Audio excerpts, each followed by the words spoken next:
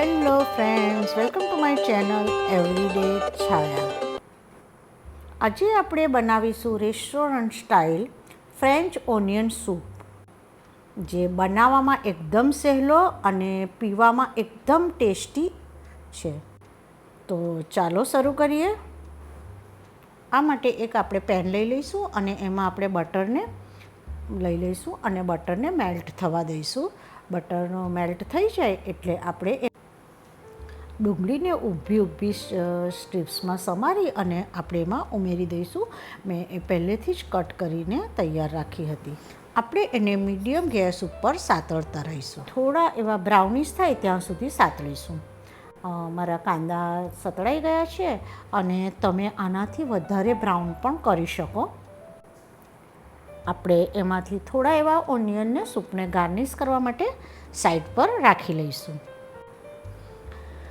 આપણે હવે એમાં એકદમ ગરમ ઉકળતું પાણી ઉમેરી દઈશું, જે મેં પહેલેથી જ ઉકળવા મૂકી દીધું હતું. તો હવે આપણે એને ઉમેરી અને એને ઉકળવા દઈશું. હવે એમાં આપણે થોડો મરીનો પાવડર, ટેસ્ટ મુજબ થોડું એવું આપણે એમાં મીઠું ઉમેરી લઈશું. અને મેં અહીં થોડો એવો કાંદાનો પાવડર ઉમેર્યો છે, જે મારી પાસે હતો તો મેં ઉમેર્યો છે. એ જે એકદમ ઓપ્શનલ છે. હવે મેં આમ પહેલેથી જ એક ચીઝને છીણીને તૈયાર રાખી હતી, તો તેમાં આપણે ઉમેરી દઈશું. અને મેં એમાં થોડી એવી જે ડાઈસ ચીઝ આવે છે તે પણ ઉમેરી છે. હવે આપણે એને એકદમ સારી રીતે બોઇલ આવે એવી રીતે ઉકળવા દઈશું. આપણે એને કન્ટિન્યુઅસ હલાવતા રહીશું. આપણું જે સૂપ છે તે બરાબર થઈ જવા આવ્યું છે અને ઉકળી પણ ગયું છે. તો હવે આપણે ગેસ બંધ કરી દઈશું. મેં અહીં એક બ્રેડના 4 ટુકડા એવી રીતે કરી અને લગભગ 3 થી 4 બ્રેડને એર ફ્રાયરમાં મૂકી અને એને ક્રિસ્પી કરી લીધી છે. તમે એને તવી પર પણ કરી શકો.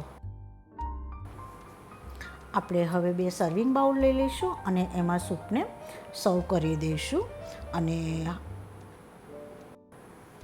હવે જે આપણે બ્રેડને શેકીને ક્રિસ્પી કરીને રાખ્યા હતા તેના પર થોડું થોડું બટર લગાવી દઈશું, થોડી ચીઝ મૂકી દઈશું અને જે આપણે ક્રિસ્પી કાંદાને બહાર રાખ્યા હતા સાઈડમાં તેના પર મૂકી અને એના પર થોડા એવા ધાણા ઉમેરી અને સૂપના બાઉલમાં એને મૂકી દઈશું. જેમ જેમ ચીઝ ઓગળતી જશે તેમ તેમ એનો ટેસ્ટ સૂપનો ખૂબ સરસ લાગશે.